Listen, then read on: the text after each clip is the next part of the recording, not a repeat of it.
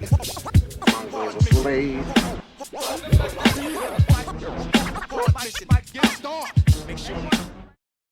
Welcome to 3 Count Commentaries. Today we're going to be talking about Afternoon of Champions, aka Night of Champions from Jeddah, Saudi Arabia. This is going to be something different because we're going to do what I call a super review. Basically, we're going to do both SmackDown and Night of Champions at one time. Essentially, what we're going to do is we're going to use the pay-per-view, which is everybody's here for.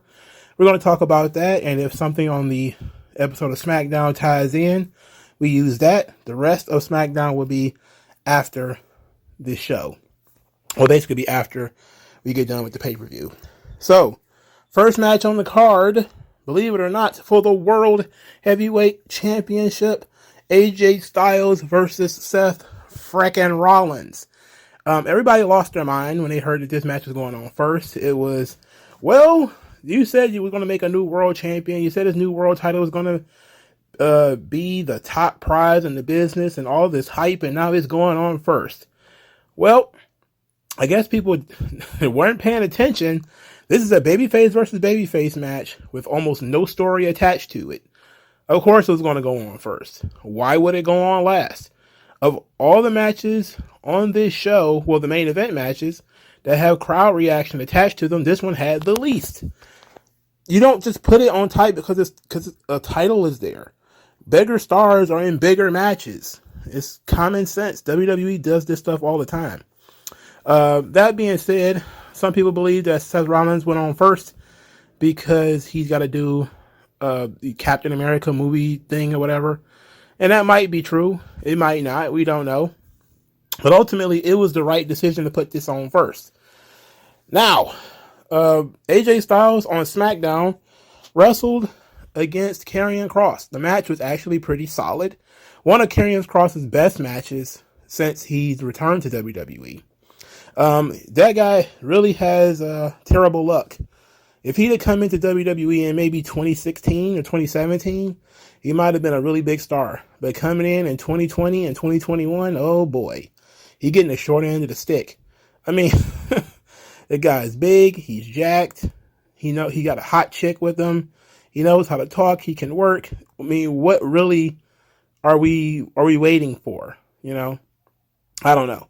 But Karrion Kross was really getting screwed over. In the match, Michin, or Mia Yim, chased off Scarlett, which left him back there by himself. Now, this tells me that this thing might not be over.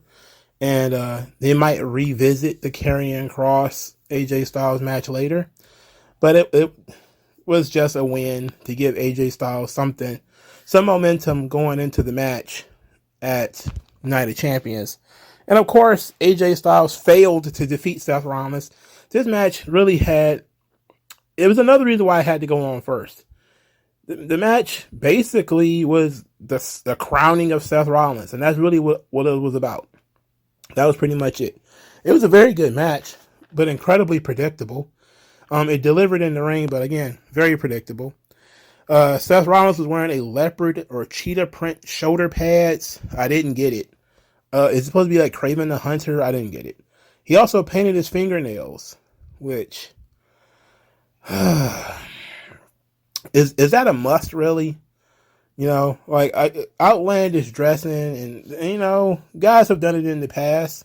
The business is pretty predicated on dudes who are being prim and prissy, and you know, Gorgeous George used to perm his hair. You got the guys, you know, dyeing their hair and stuff. But are we going so far now that so many of these dudes are now painting their finger and toenails? I don't get that. It's like, can we pull back on this a little bit? Just a little bit. Especially supposed to be like the world champion. The only real story of this match was the commentary trying to force a relationship between these two guys. That somehow Seth Rollins has been studying AJ Styles his whole life. He's been watching him since childhood. I'm like, what? Are they that far apart in age? I don't know if they're that far apart in age. The match, story during the match, of course, was that Seth Rollins tweaked his knee on a tope suicida, which made doing the pedigree and the stomp very difficult. Of course, he still won the match with the stomp. Makes no sense in order to sell the knee and then win with the same damn move that you supposedly couldn't do a few seconds before. So Seth Rollins wins. The crowd sings his song. Seth Rollins cut a promo later, basically saying this is now the change. It's been 4 years since he won a world title, and now he's going to be on Raw every week and all this kind of stuff. We'll see. We shall see. After the match, Triple H hand delivered the world heavyweight title to Seth Rollins, even put the belt around his waist. This is actually going to lead to something we're going to talk about a little bit at the end, and how the Triple H influence is becoming pretty superfluous throughout WWE at this point. Great match, though. Really delivered in the ring as expected. Next match, Trish Stratus versus Becky Lynch. This match was actually very good. And I'll tell you this. I watched Trish Stratus. I was paying attention to Trish Stratus, not just because she was hot in that cat suit. And not just because of that, but because I was wondering. I was thinking to myself, Lita didn't do that great when she was out there in Saudi last year. She didn't look that good. She also didn't look that good when she was wrestling on Raw earlier this year. But Trish looks great because she keeps it simple but effective, and she works the crowd. Trish worked the hell out of this crowd. I'm talking like she would do one move and she immediately go to the audience and beat the audience. What they call beat the crowd. That is, you do something, it's like she'll bow or she'll do something to the audience to get them to react. And her offense was very simple but effective. She did a lot of hair pulling, some slams. I think probably the most complex thing that she did in the entire match was the head scissor into the ring post spot. And her flexibility, due to the fact that she still does yoga, means that she's not completely off all the time. She doesn't look slow or clunky. She looks good. Trish looks like she can go pretty regularly. Now maybe she just super prepared for this one match, and if she had to have another one, it probably wouldn't be so good. But this was really good. This one really got the audience into it. She scarred the hell out of Becky, too. Becky, after this match, looked like she'd been in a fight with Wolverine. I mean, it was just scratches all over. It was just scratches all over Becky. Becky did very good in this match, too. Selling. She did her part. I just was very impressed how Trish Stratus was able to basically do very little, but still get a high quality match out of this thing. She was not going to go in there and turn into Meiko Satomura. That just wasn't going to happen. But in terms of being able to get the most out of what she can do, she's the master at it. She's at the upper echelon of getting the most out of what she can do. And I love the finish. The finish was fantastic. Trish Stratus gets hit with the manhandle slam. She puts her foot on the rope. And then she, at a later point, she rolls out of the ring, tries to go under the ring. Becky pulls her out. At this point, Trish gets back into the ring. She distracts the ref. Zoe Stark then attacks Becky Lynch with her finish, rolls her in the ring. Trish then hits her finish on Becky Lynch. 1, 2, 3. Trish Stratus actually defeated Becky Lynch. And this was very good. Very good. I like everything about this match. I like everything about it. I didn't really quite care for the build-up. The build-up wasn't strong, but it definitely over-delivered in the ring. And Trish did not look rusty at all. She played her part very well. And Becky, came out with the Beatrix Kiddo Kill Bill fit, which, fits her character and everything. And I like this because now it segues to Zoe Stark and Becky Lynch, which is what I said. They needed to put somebody with Trish so that she can get them over. I wouldn't have chose Zoe Stark because, Zoe Stark has the charisma of a toothless tiger shark. But Triple H likes Zoe Stark. He really likes Zoe Stark. So Zoe Stark got the nod. Fine. Whatever. You did the thing that I wanted you to do, which is use Trish to get over somebody else on the roster. which is what they're doing. It's the right thing to do. Even if it's just frog face Zoe Stark. And the moment Trish leaves, who knows, her crowd reaction might actually diminish quite a bit. But I definitely think that Zoe Stark and Becky Lynch can have good matches. I definitely believe that. And since that's all Triple H really cares about is, can they have good can you have good matches? Not charisma, not storylines, just matches. So this was fine. This was really good. I thoroughly enjoyed this far more than I thought I would. So as the show was going along, I'm really kind of enjoying it.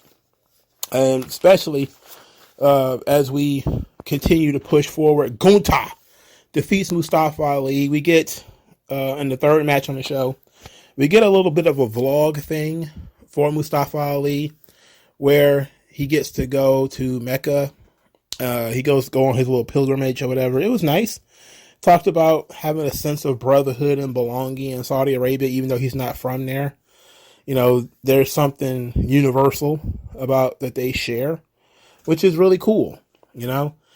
And I did see some Muslim wrestling fans use the dreaded word representation as, you know, this is the one thing about the Saudi shows that you do get.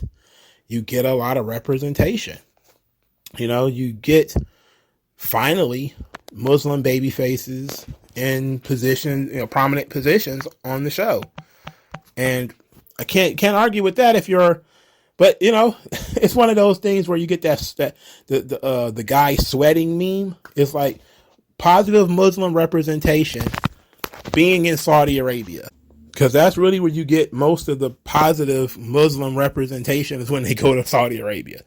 But it's not always the best Muslims for them to be representing. But they did great. Mustafa Ali got a great reaction. He came out wearing, I don't know what the thing is called. I'm just going to call it a chic hat. I just don't know what else to call it. He went in there and he had a pretty valiant effort against Gunther. You know, hit him with the 450, a powerbomb from the second rope. Nothing that really, I guess the 450 landing the first time kind of made me think a miracle might occur. But no, I don't think I was really bought in. Gunther with the dominant powerbomb, he wins. Now, there was some minor complaints. I saw some people. Apparently, they're doing CGI banners for Gunther now for Imperium. They do like these little rollout banners that they used to do in like authoritarian countries or whatever. And obviously people have taken this and they're doing another Nazi reference. It's like, okay, look, when everything is a Nazi reference, there is no Nazi references. If you don't get what Imperium is supposed to be, then just forget it. Okay. At this point, you don't understand the gimmick and you're lost in the sauce. Or you are a person who, you know, Gunther's drinking water out of a tall glass. You know who else liked tall glasses? Himmler, Hitler. You know, like, oh my God, what the fuck? Please relax with this, with the Nazi stuff. Okay, these people are stupid. You're stupid. It's a banner. Almost every authoritarian fascist regime has a banner, not just Nazis. All right, it's a staple in like Spain and Italy, and you know, not quite in the United States, not yet anyway. But a lot of these countries, with the face of the leader on them, it's not just Nazis. All right, it's not just Nazis. I want Gunther's face to show up on the screen like they used to show those old propaganda videos of fascist Italian leader Benito Mussolini, where he used to his face would appear up on the screens. That's what I want. I want Gunther to be like in the shade with his face on the screen and him yelling in like German. That would be excellent. And then people would be like, Nazis. And it's like, oh God, everything is a Nazi reference. Get the fuck over it. Please get over it. All right. Now, those were the preliminary matches. They were all pretty good. Becky and Trish was the most, I guess you could say, surprising of the bunch. We knew that Gunther and Mustafa Ali, that was predictable. We knew what was going to happen there. And we were pretty pretty predictable with the World Heavyweight title too, but in the ring, it was very good. So then we get into something that was a little bit more of a surprise and actually takes us back to SmackDown. So match 4, Raw Women's Championship, Asuka versus Bianca Belair. So Bianca Belair on SmackDown came out, said that she respected Asuka at WrestleMania because Asuka wanted the title. But now Asuka wants more than her title. And if she wanted a rematch, all she had to do was ask, but she had to humiliate her in her hometown, saying that her hands are still green, her eyes are still blurry, but her mind is clear. And now they got to fight. At that point, Asuka attacked Bianca from behind, tried to put her in the armbar. Bianca slipped away. Some officials got in there and separated them. So it really set the story up, that it's not about respect anymore. It's personal now. And Asuka's willing to do anything to win. Now, that was still kind of weak because it's still based around spit. Right? But they did a great job of incorporating that into the story of the match at Night of Champions. Now, Asuka defeats Bianca Belair in an absolutely excellent match. There were some rough spots in there, and I don't particularly think that their brawling looked good. For instance, when they were throwing punches at each other, it didn't look very good. I don't know. It's like neither one of these chicks look like they've been on a fight in a long time. Asuka, we know, is a very serious striker, but she pulls punches a lot on the main roster. So she comes across looking kind of weak sometimes. And Bianca is obviously working very light. But pretty much everything else in their moveset looked very good. Especially, when Bianca's on offense, her offense looks very good. And Asuka's strikes look very good most of the time. This match was very good. And from a psychology standpoint, it was also very good. Now, the big finish was very impressive. I got to give them credit for the impressive finish. Earlier in the match, Asuka tried to spit in Bianca's face behind the ref's back. Bianca ducked it, completely missed it.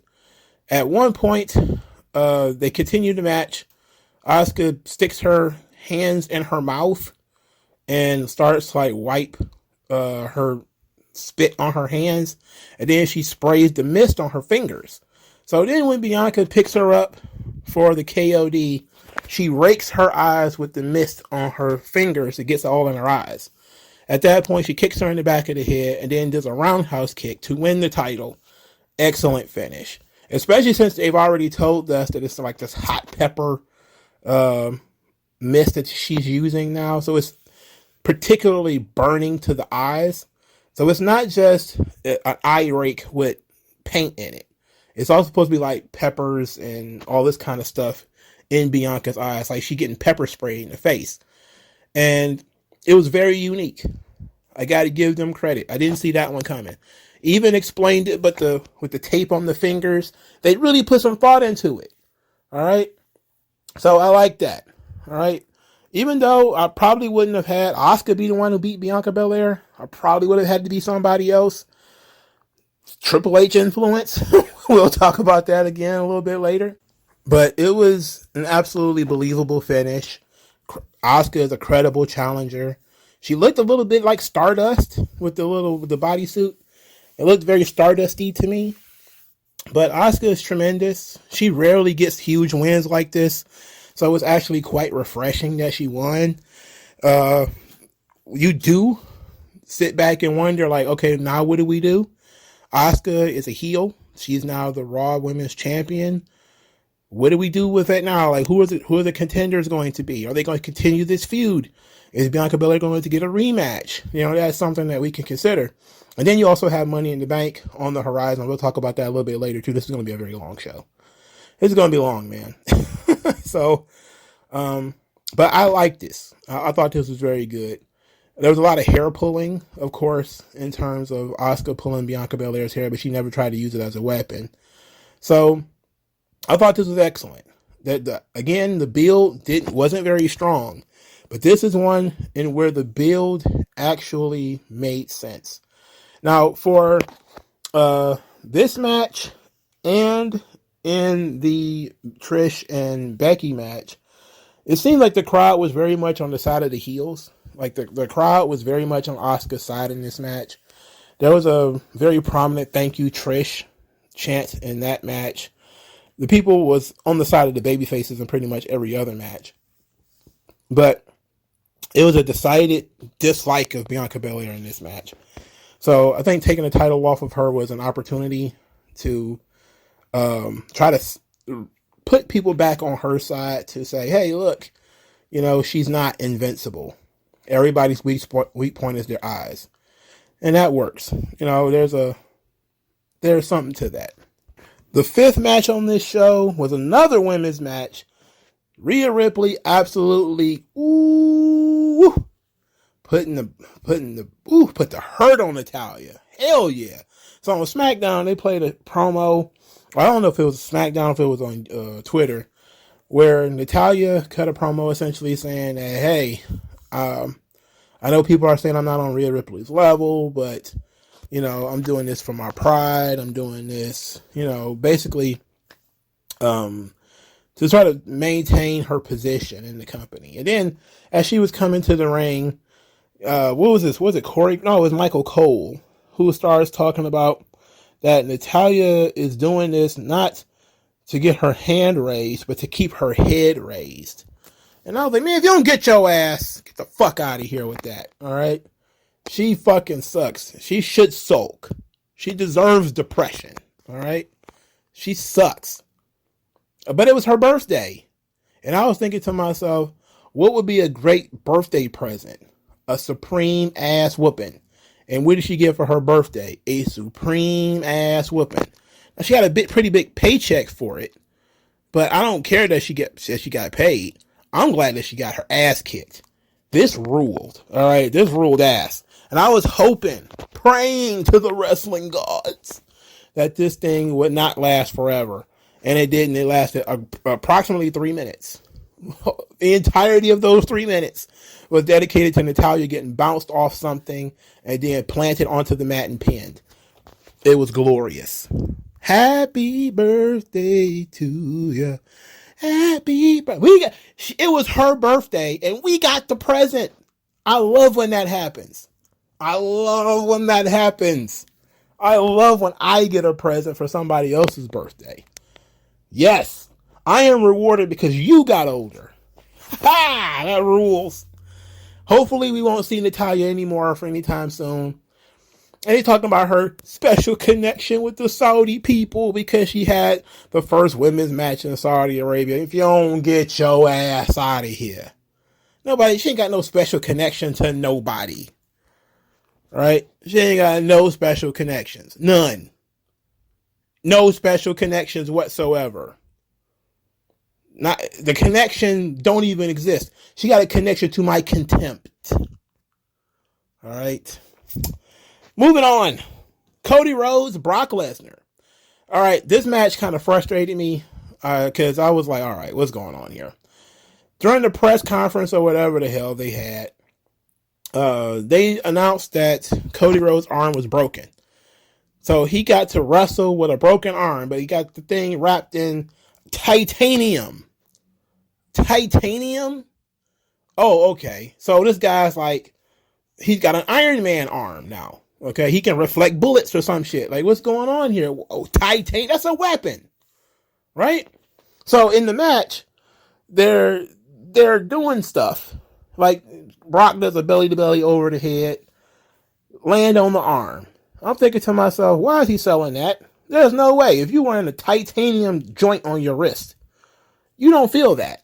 Right? It might not be comfortable for like your hips and everything, but your arm ought to be okay. Your arm ought to be fine because you're wearing like a space shuttle on your fucking wrist. All right? I'm sorry. Titanium. So everything done with this titanium arm just made me just like, what the fuck is going on? And then the oscillating back and forth between, my arm hurts, to, I'm going to hit you with this arm. I was like, what the fuck? Is the arm, does it hurt or does it not hurt? What's going on here? Now, once he started using it as a weapon, That made sense because you told me he's wearing a titanium bracelet. So, of course, I'm like, okay, if he hits Brock with this thing, it's a weapon. Right? So he's hitting Brock in the head with it. He's, doing the Macho Man off the top rope, double axe handle with it. I'm like, all right, that's great. That's excellent. That's good stuff. So then Brock gets him in the Kimura, what they call the double wrist lock. And I'm saying to myself, okay, now his elbow and shoulder, that can, when you get your arm pulled upward, it's not just your forearm, it's your elbow, your shoulder, bicep and all that kind of stuff being attacked. So it's a sensible submission hold, even with the titanium arm thing. And they put him in this unique position where Cody's sitting down and Brock's body is wrapped around him. And you get this incredible camera angle where Cody is just selling his ass off. It was pure theater. I mean, he is selling. He's screaming and he looks like he's crying. And the camera is just right there up close. And Cody's reaching for those ropes. He's reaching for the ropes. And then he passes out. The referee tries to check his arm. And yes, there's life in Cody once more. Cody fights out of it. He hits him like 3 crossroads, but he can't get the pin because he's using the titanium arm to do the crossroads. And now for some reason he has to stop to sell it. I'm like, oh my God. Eventually Brock gets him in the crossroads. In the Kimura again. And this time Cody does not respond. And Brock Lesnar wins the match. I like this. Despite the fact that I'm very critical of their decision to go with titanium, of all metals. Oh, he's got a titanium arm. Okay, why didn't he just blast him like a clothesline or something like that and call it a day? But whatever. It's a believable finish, with the exception that Cody was still like I recently saw somebody lose consciousness. Matter of fact, let's tell that story. This video is going to be long enough as it is. I don't give a shit. Saw a guy OD. Just bloop, popped out. All right. Start snoring. I'm like, okay, this guy's pretty much out of it. They're pouring water on him. They're kicking him. He's not moving. That guy's fucking out. All right.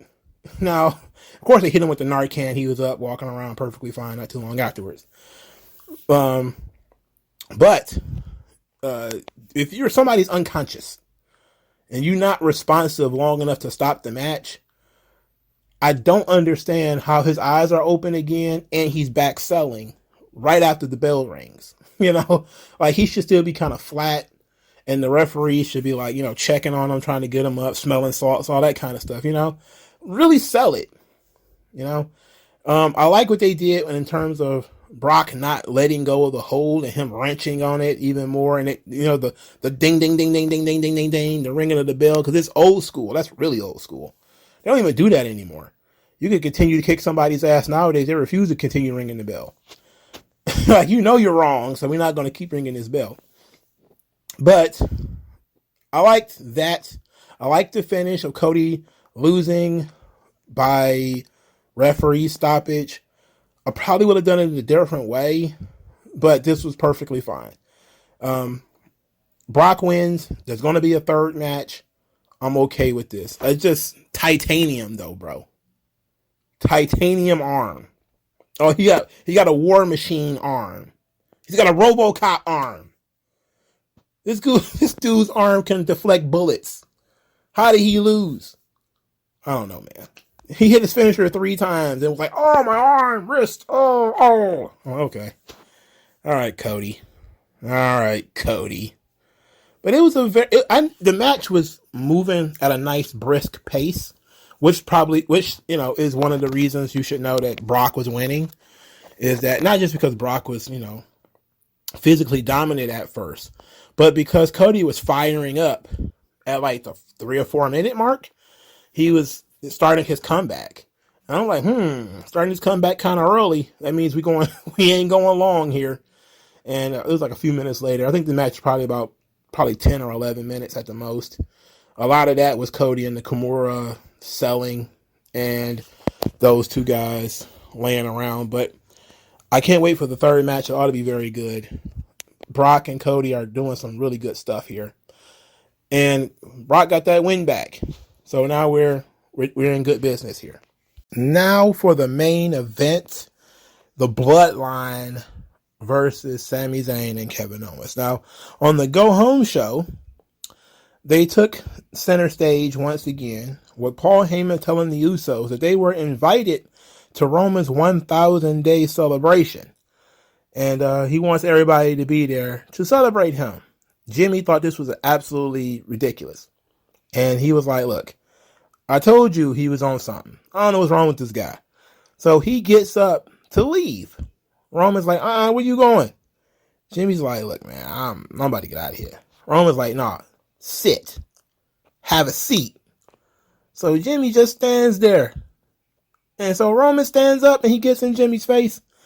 And he says, go ahead, hit me. Go ahead. You know, this is just like when we was kids. I whooped you then, I whoop you now. You gonna obey me. You gonna acknowledge me. And I was like, this is escalating very quickly.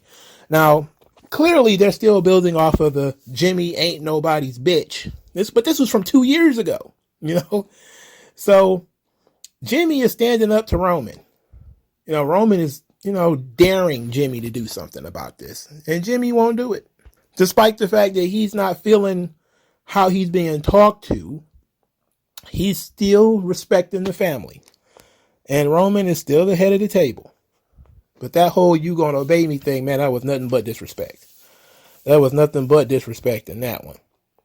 So later, Kevin Owens, Sami Zayn, they announce that they want Roman and Solo to come on the show. Heyman doesn't show up, of course, says that Roman does whatever he feels like doing, and he don't want to come out there. So the Usos came out and said. So the Usos, mainly Jay, started saying that they got a big problem.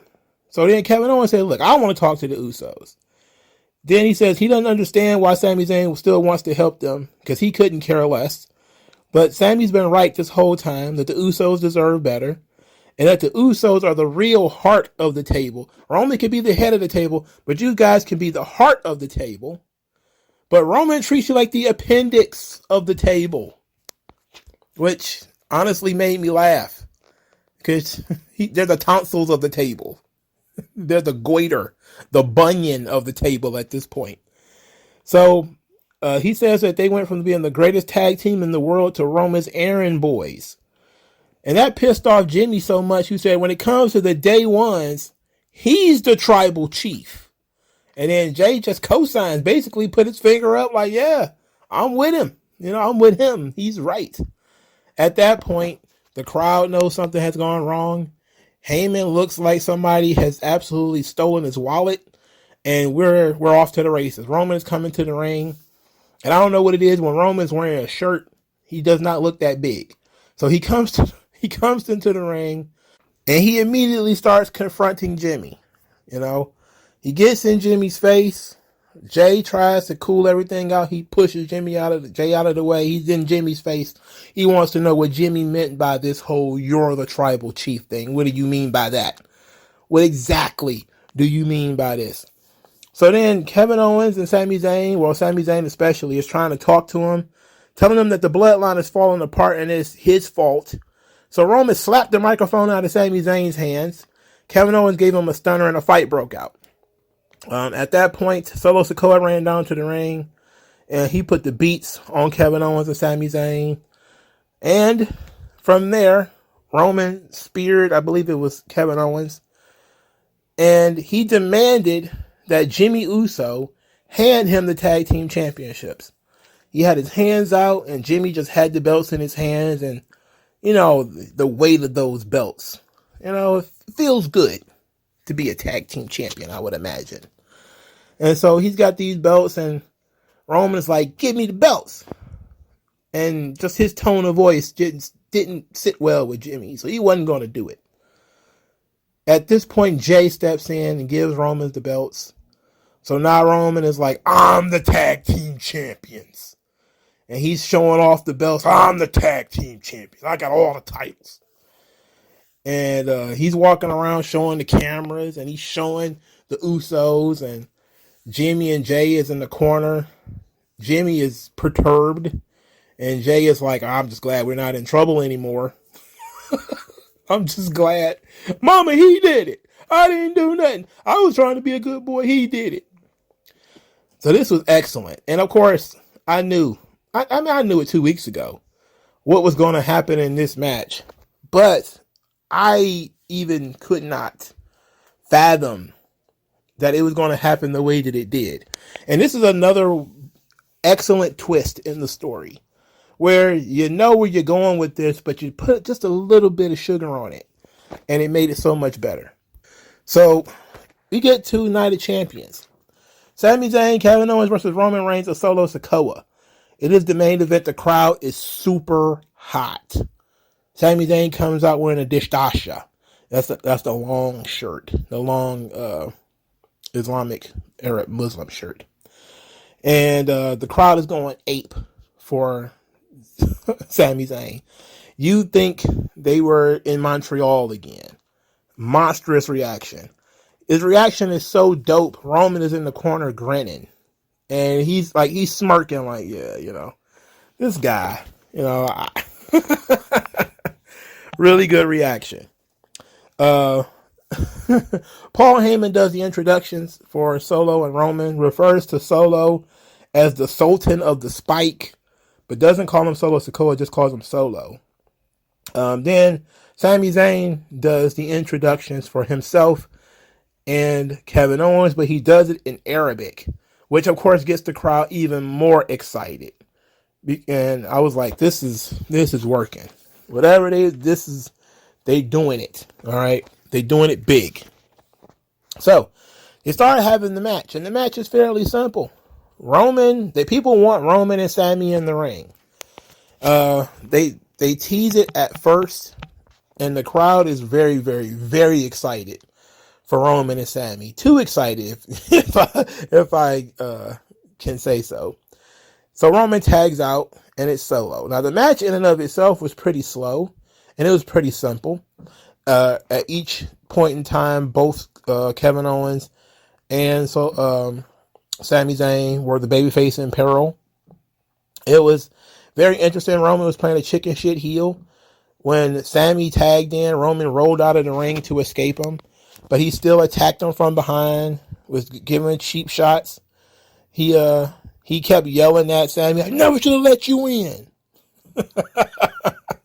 At one point, Sami and Roman were in the ring at the same time, and Sami starts doing chest slaps like he's trying to chop Roman, and Roman basically just shrugged them joints off. He's like, "Oh, you think you the nature boy now?"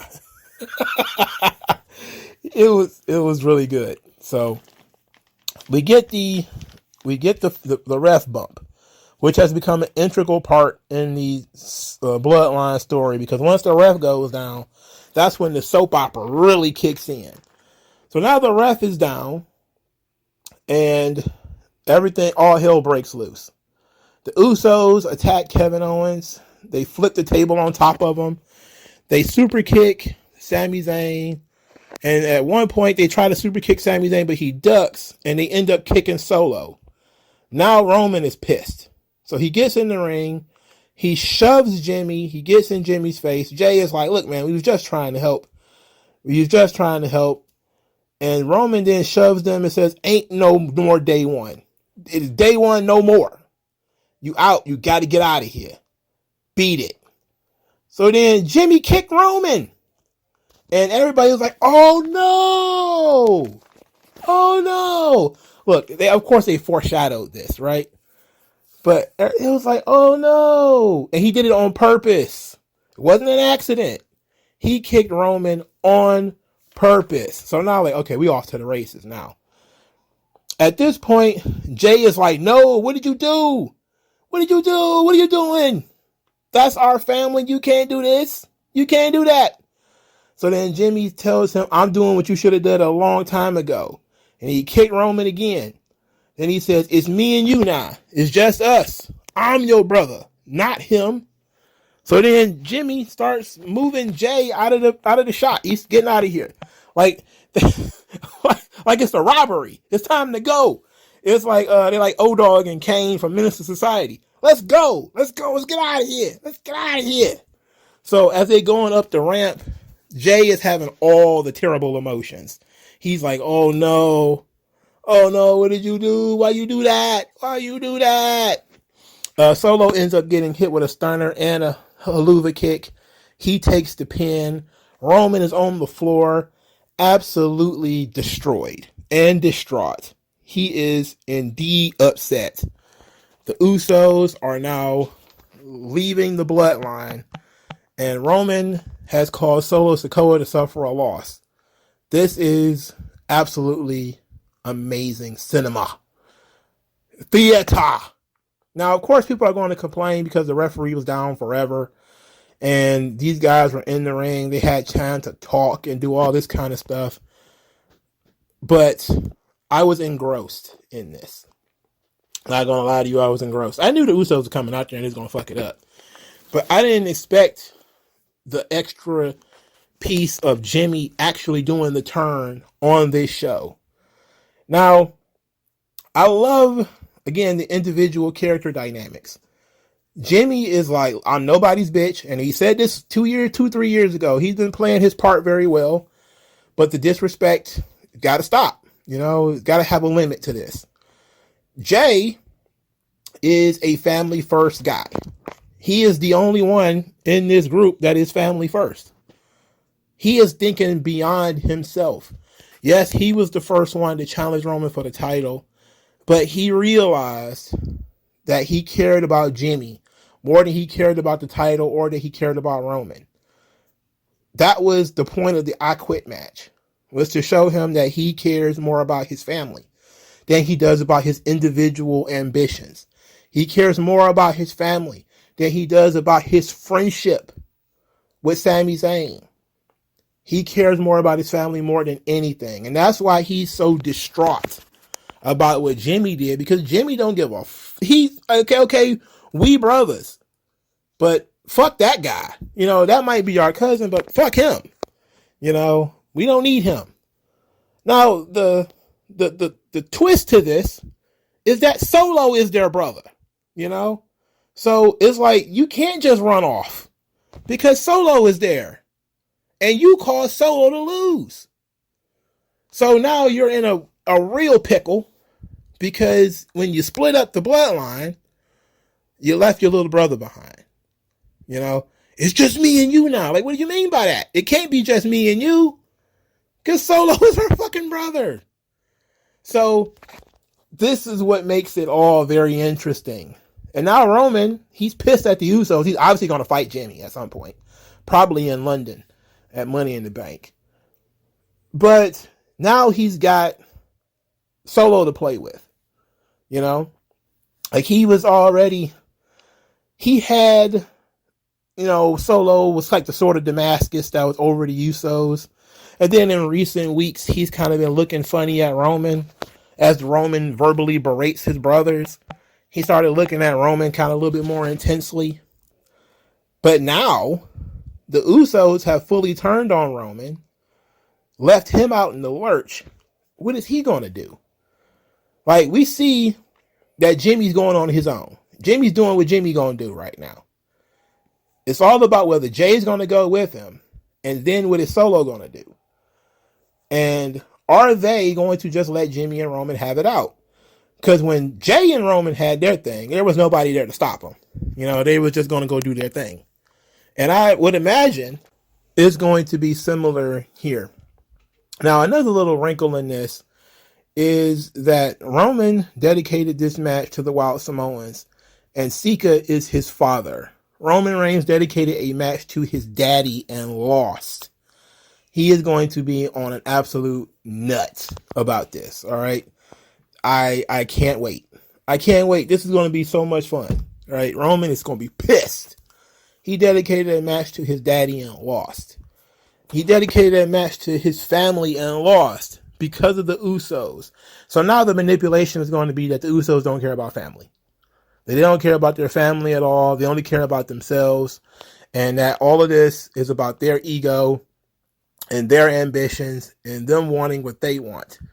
When in reality, the only reason they was even listening to Roman is because they were trying to put family first and saying that family being number one was the most important thing. That, the family being on top of the business together was a priority.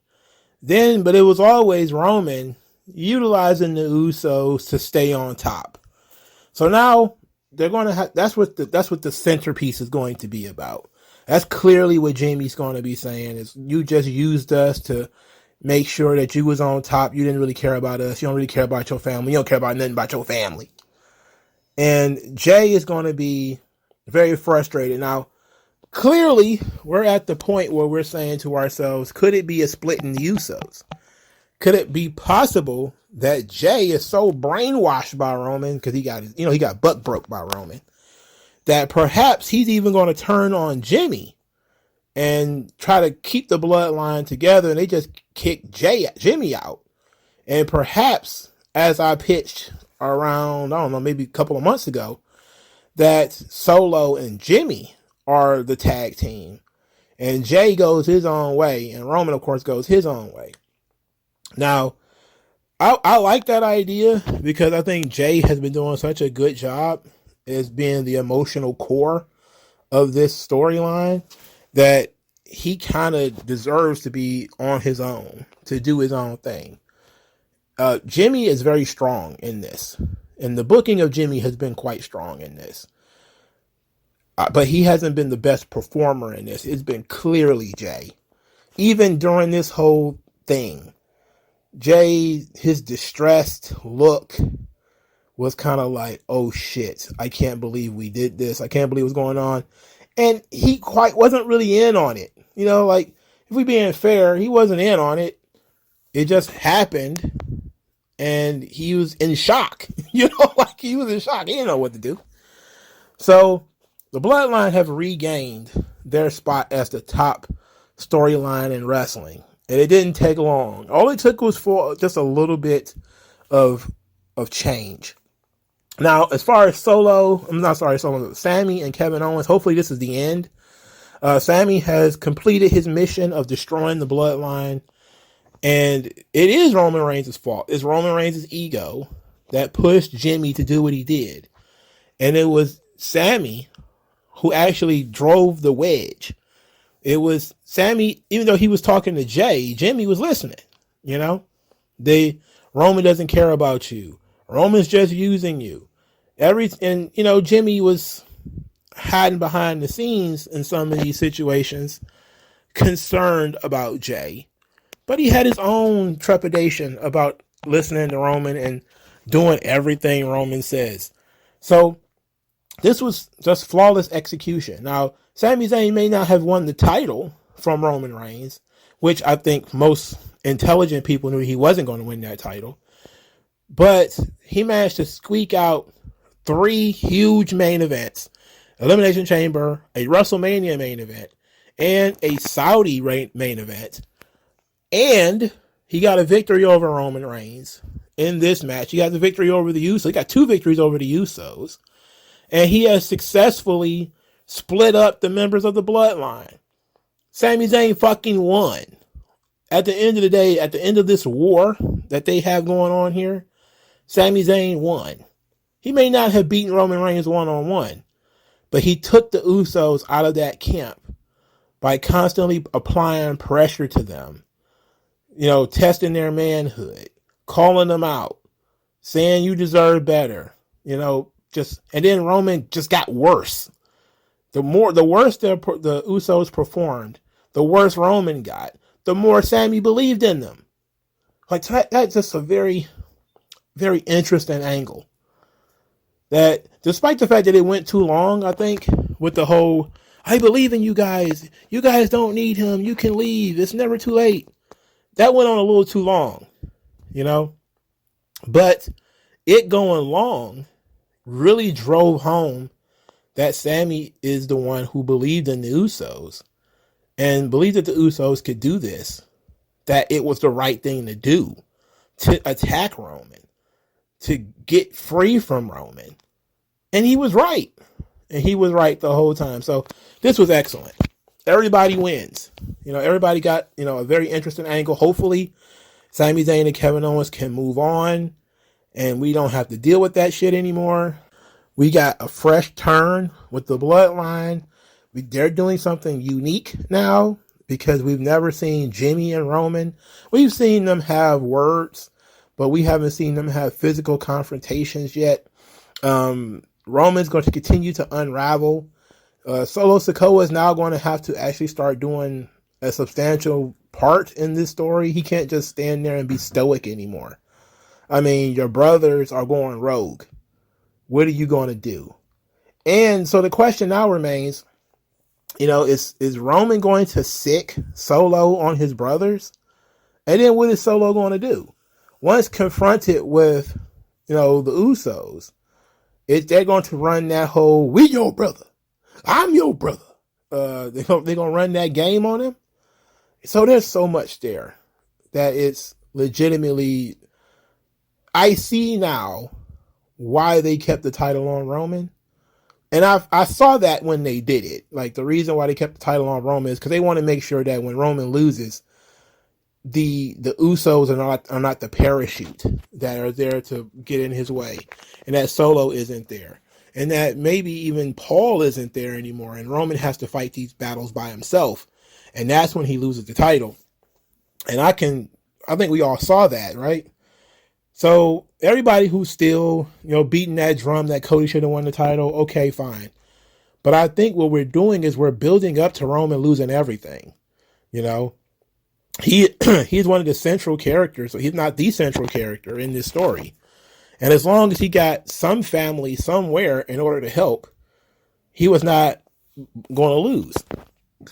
So if at this point these guys leave, Roman is by himself. He's more exposed than ever. Mentally, he's more shaken than ever. He's vulnerable. He's going to be in a vulnerable state. And then you could take him out. He's not going to be in God mode anymore. And you could take him down. And I like this. I think that it's a really unique way of doing things rather than the sort of storybook ending of Cody winning at WrestleMania. He's still probably going to win at WrestleMania because I don't think Roman's going to lose it anytime soon. But I do think that we got to have the big summer feud. It's going to end up being the Usos versus Roman and Solo. That's going to probably be the feud for the summer. So for June, July, August, probably up to SummerSlam, that's going to be the feud. And then maybe in the fall, we're going to see this thing ending, and we're going to start seeing the ramping up of contenders for Roman. Then of course by then Royal Rumble will be within view. Maybe they'll have Cody win the Royal Rumble again. Maybe they'll have him win an Elimination Chamber or something like that. And then Roman versus Cody at WrestleMania. No Usos. By that point, there probably won't be a Solo Sikoa either. But it might still be a Paul Heyman. And then you could just have Cody take out Paul Heyman by himself. He doesn't really need any help handling Paul. And that leaves Roman open to really fall down. So I really enjoyed that when Roman said that they're barely through the middle of the game when it comes to the bloodline story after WrestleMania, as a way of telling people like, look, you need to chill out about Cody losing because we're not done yet. And the title is still important to be on Roman at the time because it's the last thing for Roman to lose. If Roman had already lost the belt and now lost the bloodline, he's got nothing. But now he's lost the bloodline, but he still has the title, so he still has something, right? Now he's got one more thing. Well, he's got three more things that the audience have to take away from him. Solo Sikoa, and Paul Heyman, and the titles, okay? Now, over the course of the next several months, he'll probably lose those things too. Eventually, Solo's going to drift off. Paul probably will drift off, and it'll just be Roman by himself. And that's going to be a very interesting time, and I'm looking forward to that. So this show definitely over-delivered in terms of the in-ring quality of the work. It was an excellent show. Some good storytelling elements there. Trish Stratus looked absolutely gorgeous. Jesus. Most everything was booked very fairly well, very competently. There was no attempts to do anything over the top, unpredictable, which is pretty straightforward when it comes to Triple H's booking. We'll talk a little bit more about that in a second. So the show in and of itself was excellent. Now, SmackDown, however, not so much. It was okay, but not that great. All right, so SmackDown, the first match on the show was Austin Theory versus Sheamus. A hard-fought match. I actually think it was one of Austin Theory's really good matches. Unfortunately, this match didn't have the heat that it probably could have had. Pretty Deadly jumped the barricade to attack Butch and Ridge Holland. That distracted Sheamus, which led to Austin Theory rolling up Sheamus and pinning him. A really kind of cheap win. That gives Sheamus an out and an opportunity for a rematch in the future. Pretty Deadly later on said that they never laid a hand on Sheamus. Why is he mad at them? And that this was all about the Brawling Brutes who tried to hurt them last week or whatever. Austin Theory. Let's talk about this real quick because he didn't make the Saudi show. Not surprised there. Interesting little bit that John Cena put out there saying that everything he said to him in the ring, he said to him to his face before that he doesn't really believe in him. And I was just kind of like, wow, it's kind of nasty. Look, I mean, you need that kind of brutal honesty in order to make yourself better. But damn,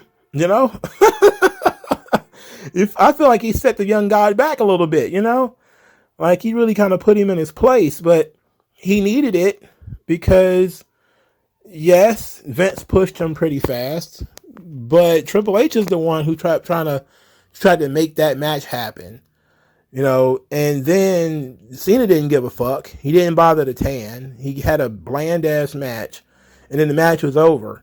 And then even after that, Austin Theory was given little to nothing in order to really build off of that win. So, and so we're kind of looking at this thing like, man, Cena was just being a good soldier, did his job, but ultimately was like, look, man, this probably is a waste of time. Probably shouldn't be doing this for you, but I'm going to do it anyway. And that's kind of fucked up. That's kind of fucked up that you would, put the young dude in that situation. If you thought he wasn't ready, you should have just said no. Just tell Triple H, no, it wasn't the right time. He's got to get more over,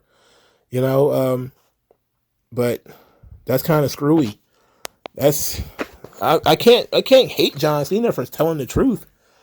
I just feel bad for him because damn, I feel bad for Theory because I like the kid, All right, so Shotzi and Raquel defeated Damage Control. That would be Io and Bayley.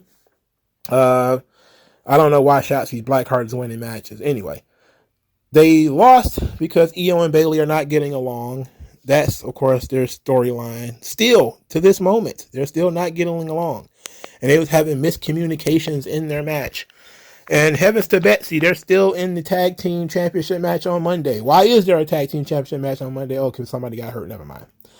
The match was fine, though, I guess. I really didn't rate it too much. I really didn't pay attention, if we're being honest.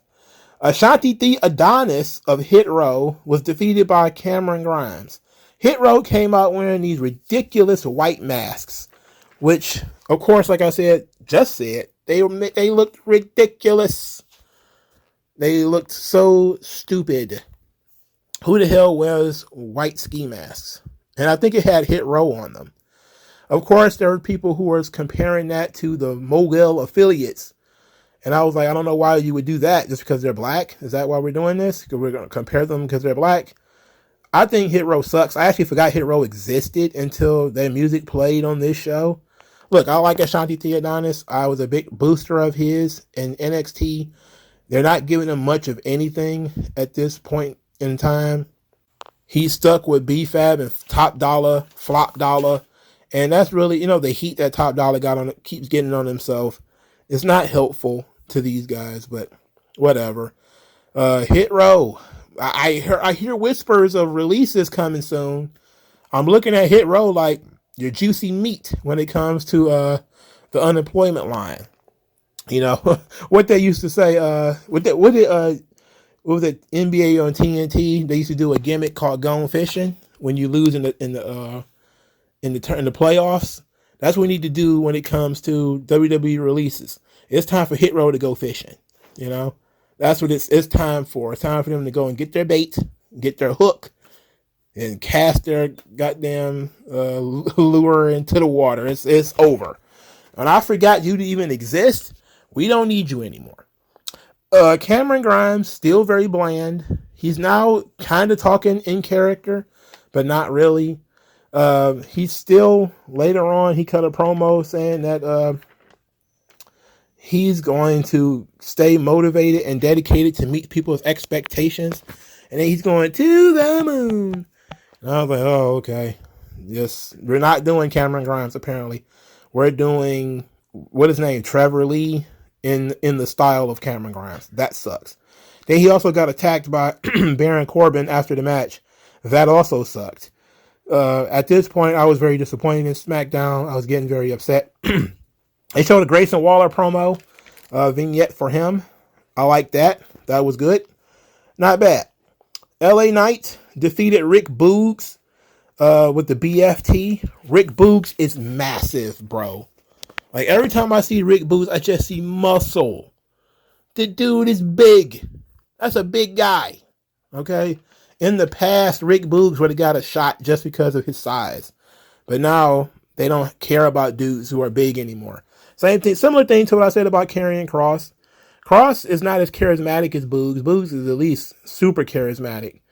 But this is kind of bold. Look, LA Knight is cool and all, but you know, he's 40. Everybody's going to get behind the whole, yeah, and you know, because it's cool. He's a really good promo. But I think everybody losing their mind over LA Knight needs to chill, you know? Like, I'm sorry, just chill out. So, Boogs got fucked over. Too bad. The Street Profits were out there watching as Rick Boogs bench pressed LA Knight, and they kept yelling that Boogs was booging out. After the match, LA Knight said he's going to make change out of Street Profits $5 asses. And then said they're not going to get the smoke, they're going to get smoked. And I was like, all right, that works out for me. I don't hate that. Fire and Dawn got a vignette too. So that was pretty much the gist of it. The rest of SmackDown I mentioned during the Night of Champions review. The Money in the Bank qualifiers were announced. Lacey Evans and Zelina Vega for the women. Montez Ford versus LA Knight for the men. And just by looking at this, I'm saying this is not a serious event. Lacey Evans has not been on TV in like 2 months. Am I supposed to believe she's going to beat Zelina Vega? Come on. I'm supposed to believe that a tag team guy that you haven't been pushing, like Montez Ford, is going to beat LA Knight. Come on. Come on, brother. Look, fine. We got to have qualifying matches. Fine. But you could do better than this. You certainly should be able to do better than this at this point. But we see Triple H is barely trying. Now, to my much dismay, when I was deeply concerned when Triple H took over, that there might be a little too much NXT-ification of the main roster in WWE. And I see that slowly but surely that's what we're getting. When I talked about earlier, I talked about the Triple H influence on the roster. What I'm saying is Bianca Belair losing the title to Asuka. Asuka was a favorite of Triple H's in NXT. AJ Styles being put in the match with Seth Rollins with no hope of winning. They didn't even bother to put any real heat on the match because it was just a showcase for Seth Rollins. We know that Seth Rollins is one of Triple H's boys. He even worked with him at WrestleMania and that whole thing. We already know that. Kevin Owens and Sami Zayn. Since Triple H took over, both of those guys have had their stocks elevated tremendously. They even got to main event WrestleMania. They even got to main event a Saudi show. we see that Triple H is now slowly but surely maneuvering his NXT darlings into top spots on the main roster. Is this necessarily a bad thing? With the people that he has chosen so far, the answer is no. Seth Rollins is a top guy. It's fine for him to be world champion, at least the initial world champion. The crowd wants it. They haven't done a great job of making the crowd excited for it, but it's what the crowd wants. So Triple H can get a pass on that. The Asuka Bianca Belair thing, the crowd was turning on Bianca. That part is true. The crowd was kind of waffling there near the end because Triple H had booked her so poorly up to that point. He had even gone through the whole thing of revamping Asuka, of giving her a whole new character, a whole new look and everything. And then for a while there, she wasn't doing much. So then he decided to pull the trigger on Asuka. So now Asuka's got the spot. That's fine because I actually like Asuka, but come on. You could have at least put some effort into another contender. You know, they didn't even try, really. Rhea Ripley, perfectly fine. She's the future. Rhea Ripley being in her spot, can't complain about that. And Sami Zayn and Kevin Owens have been doing an excellent job with the bloodline. Sami Zayn has far exceeded my expectations. If you'd have asked me whether Sami Zayn was going to be anything in WWE in 2012, I'd have told you no. I'd have told you he's going to be a job guy who's going to be back on the indies by 2020. And here he is in 2023, a main event guy. I'd have been wrong. And I think most of us would have been wrong. He has captured the imaginations and the hearts of millions. He is the Daniel Bryan. It's happening again. All right. But still, we see the Triple H-ification of the main roster. Zoe Stark being chosen as Trish Stratus's partner in crime. There was no, of all the people you could have chosen, you chose Zoe Stark, the person with the least amount of charisma in NXT. Huh? Okay. Clearly it's just because he liked her. You know, because he likes this in-ring shit, this in-ring work. So he's favoring his NXT talent. Now look, what I mean by this is, because I know it's fair to look at this situation and say, well, Mongo, Roman Reigns was in NXT. I'm not just talking about everybody, because everybody except after a certain amount of time went through NXT. I'm talking about people that Triple H specifically favored in NXT, like Gunther, by the way, who was another one. Had him be extremely dominant in NXT and NXT UK, and he's continued to be dominant on the main roster. Okay, fine. But look at Austin Theory. Austin Theory wasn't one of Triple H's guys. That doesn't mean that he dislikes Austin Theory. And I want people to recognize what I'm saying here. I'm not saying that Triple H does not like Bianca Belair or AJ Styles. I'm not saying none of that. I'm saying that he is more heavily biased towards people he had a more heavy-handed in their rise in NXT. All right? He handpicked Asuka. He handpicked Seth Rollins. It was his decision to bring in the indie guys like Karrion Kross and the Japanese talent like Shinsuke Nakamura. That was his decision. You know? That was his decision. And Vince, you know, kind of resisted some of that stuff, which is why, you know, John Cena and Brock Lesnar and those guys were still at the top.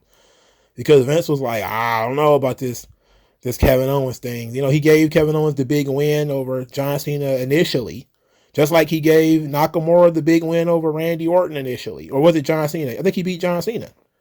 You know, like he gave him the push, he gave you the big match and you win. But then you come out on the other end, you can't do everything that he needs you to do. And so then he just found a nice spot for you in the mid card.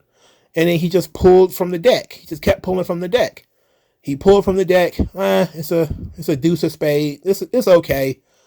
You might be able to win a hand here and there with that, but it's not like the ace of spades or anything like that, which is what Vince is pulling for. He's pulling for the king of spades.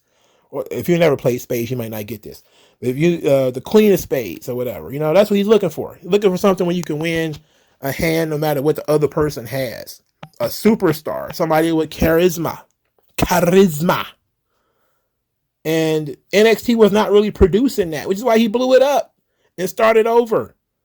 After fucking 8 years of talented but mid-cardy guys like Finn Balor, like, Johnny Gargano, like Tommaso Ciampa. These guys were not going to main event WrestleMania. They shouldn't. After 8 or 9 years, like, okay, you're losing a generation of talent at this point. You got guys like Roman and Cena who are ready to do other things, but you don't have anybody to replace them. And so Vince took to NXT 2.0, and that's why you immediately saw Braun Breaker on the screen, because you knew that's where Vince was going. That's what he was looking for. All this time, Triple H was feeding him all these NXT talents. Vince was looking for Braun Breaker. He's looking for the next John Cena. He's looking for the next Roman Reigns. That's what he was looking for. And he just kept getting indie guys. You got Keith Lee and Damian Priest and Karrion Kross and fucking Eric Young. And it's like, they're not bad. Well, Eric Young is bad, but most of these people are not bad. They're just not up to the standard that Vince wants for these people. And then Triple H don't give a fuck at this point. He's like, well, they're my guys now. It's my ship. I'm driving the ship. I'm going to creep my guys to the top. And we see that happening now.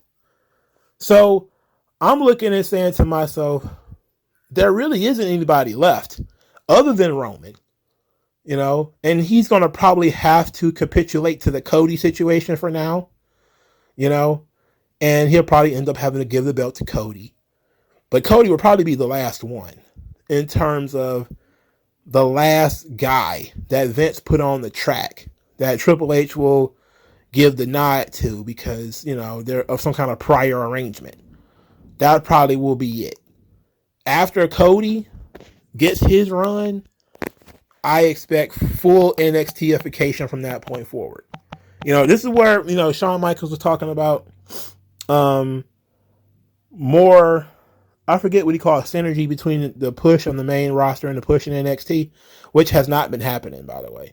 Cameron Grimes is a completely different character in NXT than he was on the main roster. I mean, as a main roster guy, he looks like he's the kind of dude you run into at Pep Boys getting his car fixed.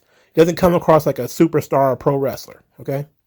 Even as a, Cameron Grimes, the character that I've been talking about, he still wouldn't have been a superstar or pro wrestler, okay? He still is a mid-card act. But I expect, Johnny Gargano and Tommaso Ciampa to be a tag team. And eventually we're going to get super indie style matches with those two guys and Kevin Owens and Sami Zayn probably some point soon. I expect that if he can get Roman out of the picture quickly as he wants to get Roman out of the picture, then and it's pretty clear that when he introduced this new World Heavyweight title, he did so with the, making sure that everybody knows this belt exists because we're stuck with Roman. That's why this belt exists. And he even had Seth Rollins saying, oh, we need to forget Roman Reigns. It's like, forget the guy who's like a champion for 1,000 days and beat everybody on the roster? Why would you want to introduce something where you can forget him? That's counterproductive booking, isn't it? That doesn't make sense. But you can clearly see, I'm not trying not to be conspiratorial here. I'm trying not to be a conspiracy theorist here. But I clearly see some shit that other people also see. All right? That Triple H is slowly but surely utilizing his political authority to get certain people spots, even if they're not ready for it. Which they say Vince did it, but at least those people had charisma. Zoe Stark didn't have any fucking charisma, or at least they had size, or at least they had something about them that was interesting. Right now, Triple H is in a safe spot because the people that I'm talking about him, utilizing his political authority for, at least they're good. At least they're good right now. But it's not always going to be this way. Okay, he's going to eventually do what he did with NXT, and the top of the card is going to be Finn Balor versus Johnny Gargano at SummerSlam or some shit for the world title, and I'm going to throw my TV. You know what I'm saying? I'm telling you, I see it coming. And praise God, we're not going to get Adam Cole in that situation. But who knows? Who might turn around? It might end up being Roxanne Perez or something like that. And then that's really going to piss me off, man. Now, I'm not too upset about it. I'm just noticing patterns, you know. I noticed a pattern in certain people who were not booked well in NXT when Triple H had them are not booked well now. You know, it's pretty obvious. The only person who was booked much better in NXT than they are now is Karrion Kross. But when you look at the booking of Lacey Evans in NXT, she was barely on the show. She's not there now. Alexa Bliss in NXT, not there now. She wasn't in NXT. She's not being used now. You know, like Karrion Kross is the only one. When you look at him and like, man, Triple H loved this guy in NXT. He seems to be shitting on him now. But if you were a mid-carder in NXT, they're probably keeping you as a mid-carder now. Candice LeRae would be one of those. Triple H didn't use Nikki Cross that much, so he's not using Nikki Cross that much now either. But you can clearly see, you know, how he didn't bring back Mandy Rose yet. You would have thought they would have brought back Mandy by now. You know, they're slow poking it with that. I wonder what's going on there. And you just notice things, you know, the rubbing of the chin, and you say to yourself, what's different in the difference between Triple H and Vince? And you can say that the very, very, very extreme push towards in-ring work, you know, the diminishing of characters and skits. And, you know, they're doing vignettes, but the vignettes are short. They tell you almost nothing about the characters. All they talk about is their dreams, their passions, and all this kind of stuff. But, you know, I'm trying to give them some credit. I'm trying to be fair. I don't want to bury Triple H because, look, NXT was fun for a while. Before I got tired of the super indie stuff, it was fun. But I can clearly see that he wants to move away from Roman Reigns as quickly as possible. If he could have Roman drop the belt on fucking Friday, he probably would. And then we'd probably be in the full NXT-ification at that point. But, you know, maybe I think we'll end up seeing in the long run that this is not the best move. I mean, you had again, Bianca was similarly set up for, you know, a nice piece of meat to have a fresh heel beat her. Instead, he went back with Asuka. You know, the World Heavyweight title was an opportunity to put over somebody, and he just gave it to Seth Rollins.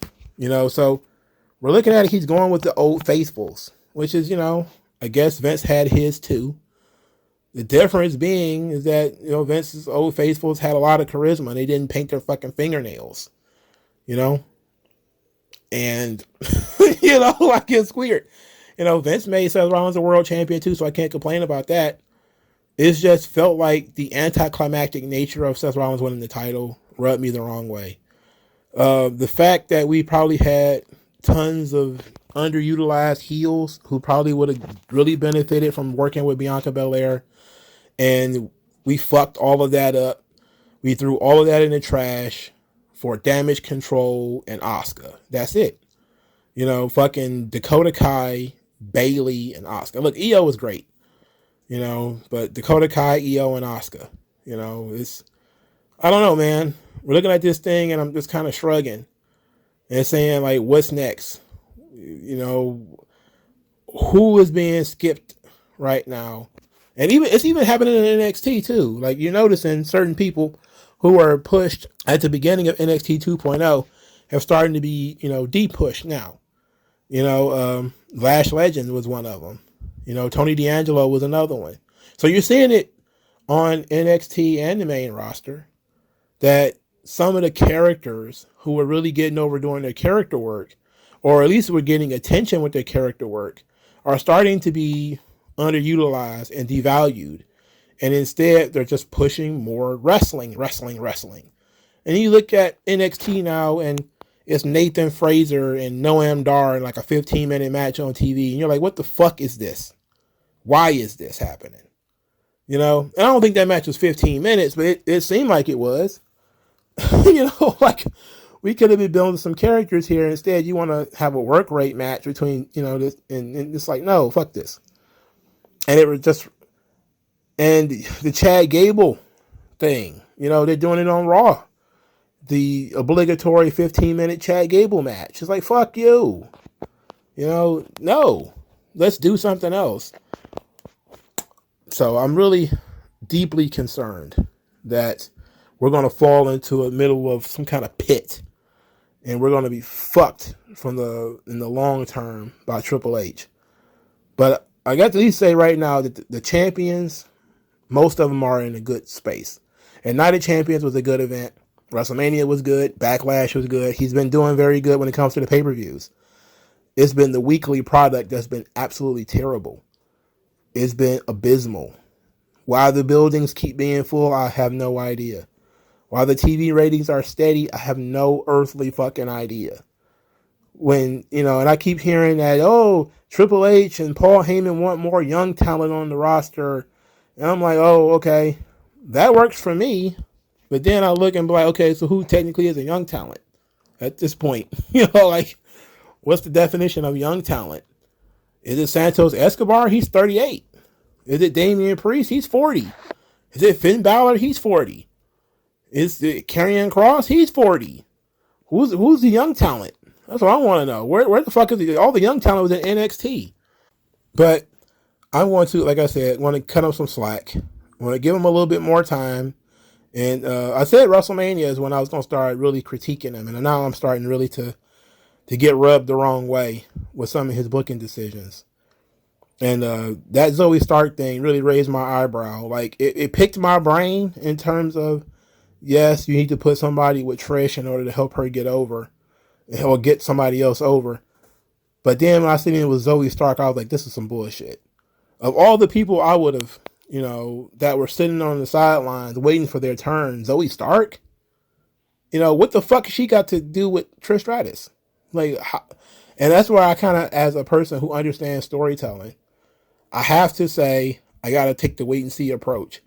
I can't just snap and say this is sucks or this is stupid or whatever. I got to look and see what's happening. Who knows? It might be a good reason. I don't think so, but you got to give it a chance. But that was like a real eyebrow raiser. So, but let me know what you guys think. This has been a long video. All right, like, share, subscribe. I'll talk to you guys later. Peace out.